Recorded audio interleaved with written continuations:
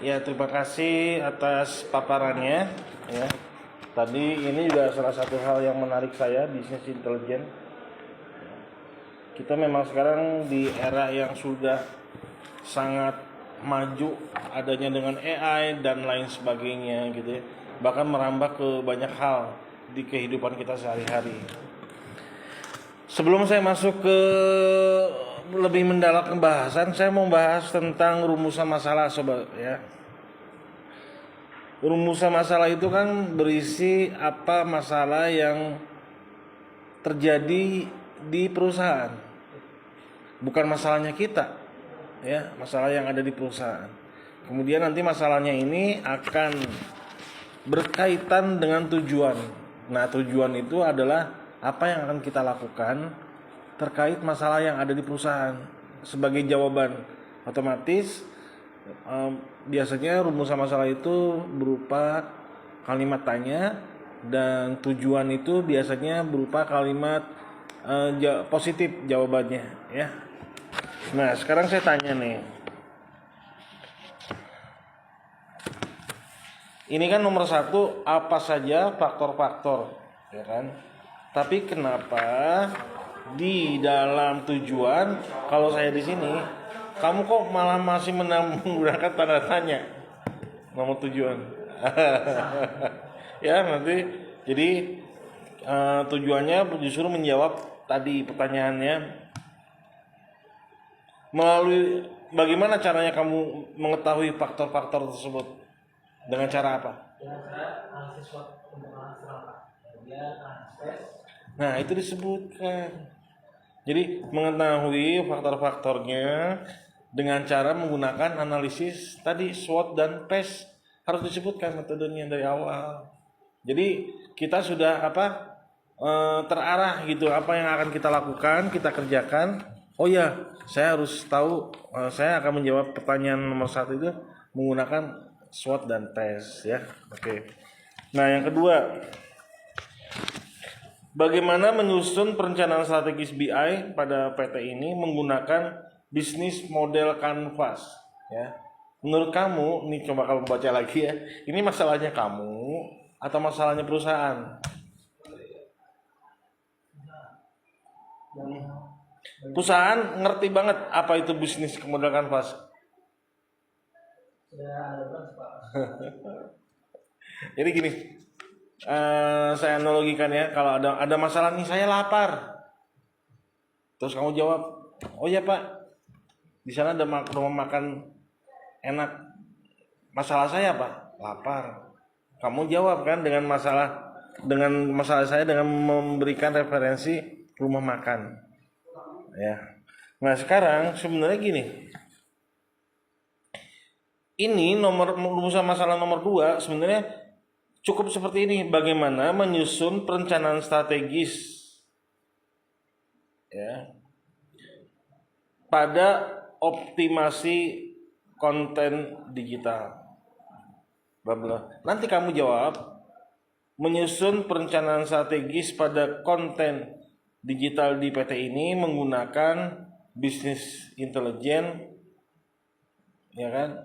Menggunakan bisnis model Canva. Itu jawabannya kamu. Karena yang mau menerapkan bisnis intelijen dengan model Canva ini kan kamu, bukan perusahaan nih. Perusahaan mah cuma bikin, gimana ya cara bikin perencanaan strategis? Oh, kamu jawab, ada caranya dengan bisnis intelijen menggunakan model kita. Itu jawabannya kan jadi nyambung. Dengan nomor 2. Kalau nomor 2 dengan nomor 1 dengan masalah rumusan masalah dengan tujuan itu cuma beda tanda tanya dengan positif aja. Coba aja lihat, betul nggak?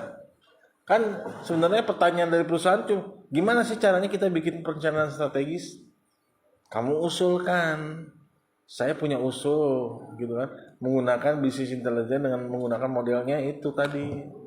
Saya modelnya ini sama seperti tadi saya bilang, saya lapar, kamu usul Pak, makanan Padang aja deh Pak, atau makanan apa gitu, makanan Sunda atau warteg gitu, gimana? Kamu usulkan gitu kan, kamu jawab gitu.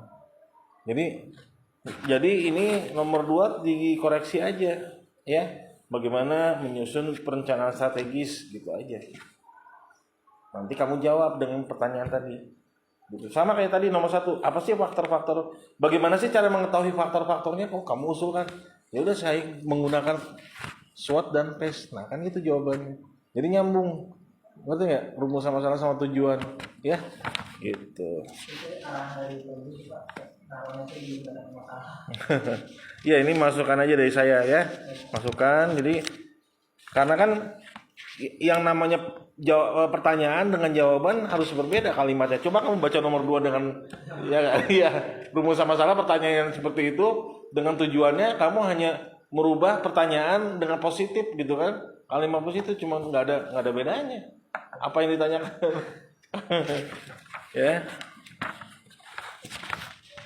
Jadi rumusan masalah itu harus kita pertegas. Rumusan masalah itu yang terjadi di perusahaan. Tujuannya itu adalah bagaimana kita menjawab permasalahan tersebut, ya. Nah, kemudian yang kedua, mengapa menggunakan 2 metode analisis? Kalau SWOT tadi kan kamu sebutkan di situ dijabarkan untuk internal dan eksternal. PES untuk eksternal. Padahal eksternal udah ada di SWOT. Kenapa jadi kamu harus menggunakan PES juga? Sebenarnya arahnya itu menambahkan analisis pembantu Pak. Analisis eksternalnya. Jadi menggunakan analisis.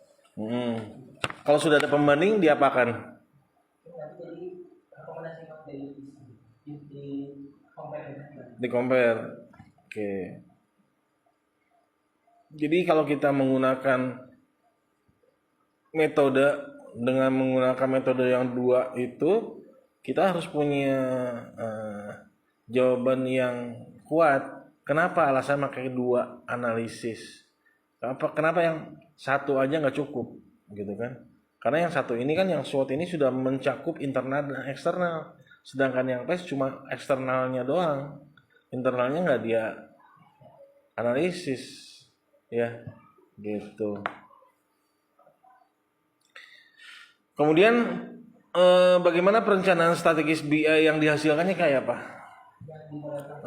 Yang tadi ya intinya aja, secara garis besarnya apa? Secara garis besarnya itu karena dari 3 periode pengamatan itu Pak hanya naik cuma beberapa ribu.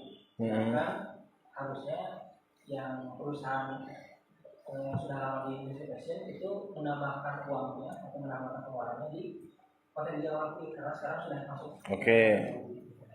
Oke, berarti ini berkaitan dengan pertanyaan saya selanjutnya nih kan. Tadi di kesimpulan juga sudah dijelaskan sebenarnya. Yang nomor 1 itu kan ada peningkatan, ya. Disebutkan ada peningkatan sekian angkanya, kemudian dijelaskan selama periode pengamatan. Yang saya pingin nanti coba ditambahkan di kesimpulannya, periode pengamatannya dari kapan sampai kapan, nggak jelas, ya kan? Jadi harus disimpulkannya harus secara perinci juga. Tadi udah jelas kenaikan angkanya berapa, udah saya lihat. Cuman periode pengamatan saya jadi bingung. Mungkin cuma kamu yang ngerti kan periode pengamatannya kapan, ya kan? Tapi pembacanya kapan, saya jadi mikir periode pengamatannya berapa lama? Sebulan, 2 bulan, 3 bulan, setahun, 2 tahun kan nggak tahu. Jadi silakan nanti di dalam kesimpulan tambahkan periode pengamatannya kapan, biar nggak jadi pertanyaan. Jadi kita membuat laporan seperti ini justru harus detail, sehingga tidak mengundang banyak pertanyaan atau membuat orang bingung atau orang mikir gitu ya, periode pengamatannya berapa lama sih itu, kok nggak dijelaskan ya.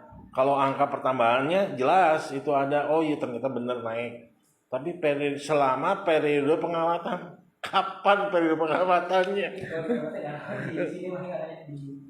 Oh gitu, saya di sini nggak ada. Oh ya, di dalam kesimpulan di situ ya, yang tadi kamu tampilkan tidak ada tuh. Di sini memang ada. Halaman berapa? Ada di halaman 21. Di halaman 50.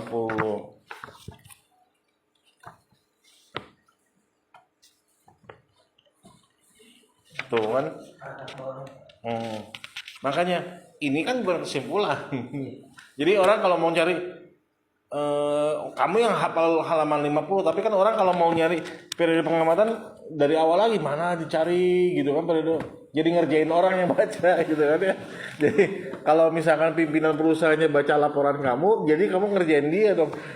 Mana sih periode pengamatannya, ya kan? Justru kamu menulis itu harus mempermudah orang untuk membaca, mencerna gitu ya. Sehingga nanti dengan laporan yang seperti itu akan kelihatan, wah bagus nih laporannya, atau kurang detail nih laporannya gitu kan, kurang informatif nih laporannya, menggantung selama periode pengamatan. Kapan periode pengamatan ya, jadi yang ngerti kan cuma kamu doang kan, yang hafal halaman 50-nya juga cuma kamu doang, membaca mah nggak hafal ya. Jadi silakan nanti ditambahkan di situ aja. Jadi itu masukan saya untuk laporan kamu. Selebihnya itu memang sudah bagus ya. Jadi nanti silakan kamu tadi yang saya masukkan silakan diperbaiki aja. Dan ini kamu bisa foto ya nanti supaya kamu nggak lupa apa saja poin-poin yang tadi kita bicarakan menjadi masukan ya. Jadi silakan nanti ikuti prosedur kampus kapan harus diperbaiki dan dikumpulkannya. Oke? Ya, sip.